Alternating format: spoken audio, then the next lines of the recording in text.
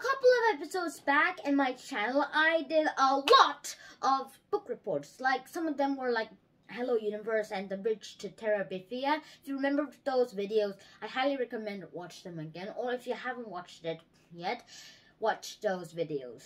Yeah, and today I'm gonna do something similar. Since I haven't been doing them for a while, for like a few months for now, and I've been doing a lot about science and a bit of history, and for the last 2 months, I decided to do this again. And since I got the again part now, let's get started on it. And today we are gonna talk about this book called MERCI SUÁREZ Changes Gears by Meg Medina. Alright, Meg Medina, if you are watching this, I highly like it and I highly recommend readers to read her book. Now let's get started. Now, this starts in the early years, probably a few weeks after MERCI SUÁREZ even started her 6th grade school. This is my end of my 2nd week in my 4th grade school, and after I read this book, I kinda had some links, and it also had some of the same effects and the adventures I had in my 3rd grade school last year, except for the disease that we're gonna get into later. Alright, so in the beginning, she kind of broke some school rules, I have to say. Well, I did something similar in my school. Everyone does when they're young, of course, but this one's a bit more serious. She accidentally, purposely, I have to say more quickly, and went into a place where teachers, supervisors, but not students, are allowed to go there. She quickly goes through it so that she can go to a school photo, but to be exact, she got there too early. No one was there except for the 7th grade kids who said they're cute. They're cute! Alright, let's get serious. So after these school photos, and after a few weeks after that, there was a lot of things that happened. There's this thing called Sunshine Buddies in this book. MERCI SUÁREZ went to a school called Seaward Pines Academy, and as I was reading this book, it talked about advertisements about Seaward Pines Academy, such as one with MERCI SUÁREZ's older brother, Rolly, advertising it a few years back. And it said, Seaward Pines Academy, more than 50 years of excellent independent education. At least that's how I remember it. And during that time, there was this Sunshine Buddies thing. It's where you are paired with a new student, or just getting experienced student if you're a very experienced in this academy. Yeah. And you guys have to work together to do some things together. Now, MERCI SUÁREZ, I have to say, in fact, she didn't do anything with her Sunshine Buddy except going for the movies and, well, just making a costume, which was later destroyed by future evidence. Edna Santos, the 6th grade bully. Yeah. She lies a lot, I have to say for myself.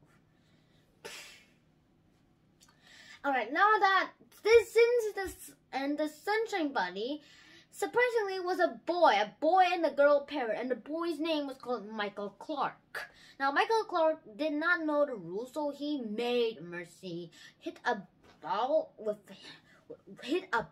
a bat, and accidentally MERCI hit his face, which spilled blood, and he couldn't talk. Well, let's get the blood out of this video.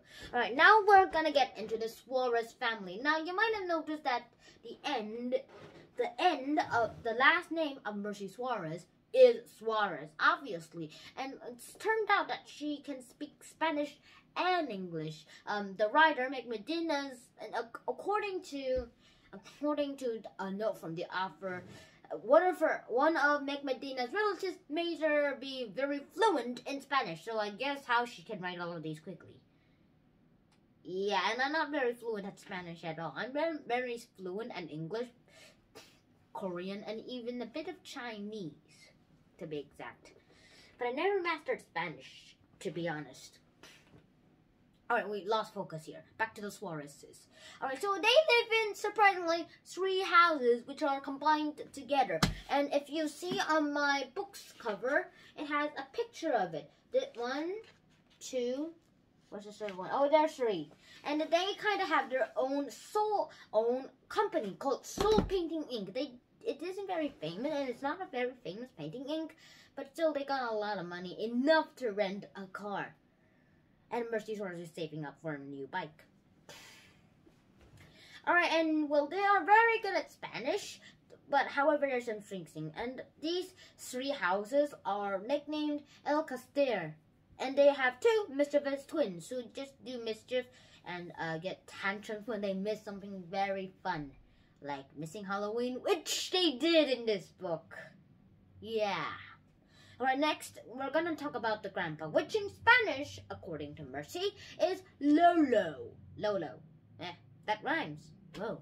And this, accordingly, the grandpa, Lolo, I'll say for now, because that's how I got used to in this book, got a disease called Alzheimer's. Now, currently in 2020, during the corona outbreak, Alzheimer's is still scarce, but some people are still dying of it. We're not so sure about it since we're just very focused on the coronavirus pandemic.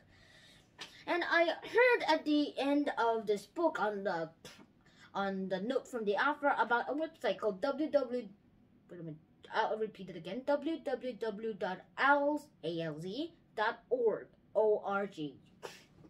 Alright, I just spelled it all for you, and well, it will be very helpful. I haven't visited for myself, but you can check it out.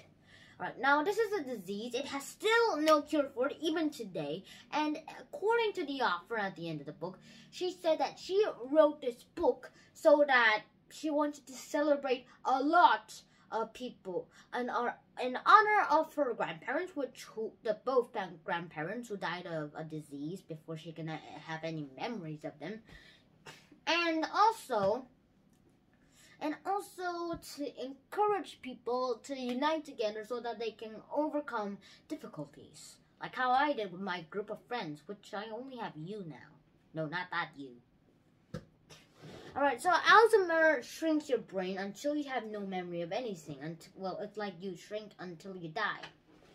Yeah, and so this makes you like a 4-year-old. And now we're gonna get into an Egyptian tomb project. Now this was done with MERCI SUÁREZ herself, and Lena, another girl from her classmate, and Hannah, another girl, went together, so that's a trio, and made a mummy. Accidentally, they used a bully and a Santos turtle mouth, and accidentally got their eyebrows stuck on a plaster. So that might have been painful. And then they had to cut their eyebrows, with which left no eyebrows left until for a few weeks, I have to say, for myself. And then they had MERCI wrote a note to Anna, and Anna wrote a note to SUÁREZ, MERCI SUÁREZ. MERCI only took 1 draft, but Anna took 3 drafts. And after the great Egyptian mummy tomb, and after the sarcophagus and all of the tomb mummies, with a wobbly wall that was threatening to fall down, was held by royal guards, which is aka Michael, Clark, and Rachel.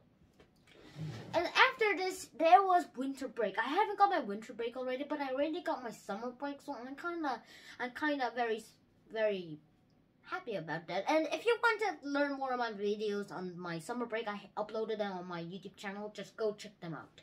Alright, now that we lost focus again. Now, Egyptian tomb project. Now, this is also great. And after it, the wall that I just talked about threatening, it fell. Which did a kaboom! Yeah, kabooming. And after this kaboom, they kind of huddled together, and it was near the end of the book. So after winter break, well, MERCI SUÁREZ came and just gave a present on Christmas. She got a new bike that she always wanted. She gave a book for the ears. If Lolo ever loses his mind, he can remember all this stuff by just looking at the book. And then, well, after that, they got plenty of Christmas. And at the end of the book, it was when MERCI SUÁREZ secretly, at very late at night, I have to admit myself, it's not very good to do that, rode her new bike through all those three houses, the El Casters. Yeah, it's Spanish. And, well, that marks the end of the book, and then it got some notes a note from the author and acknowledgements, which was the regal end of the book. And I hope you enjoyed the story, and I'll see you next time. And if you want to check out more of these, please just subscribe and hit the like button, and I'll see you next time. Bye bye.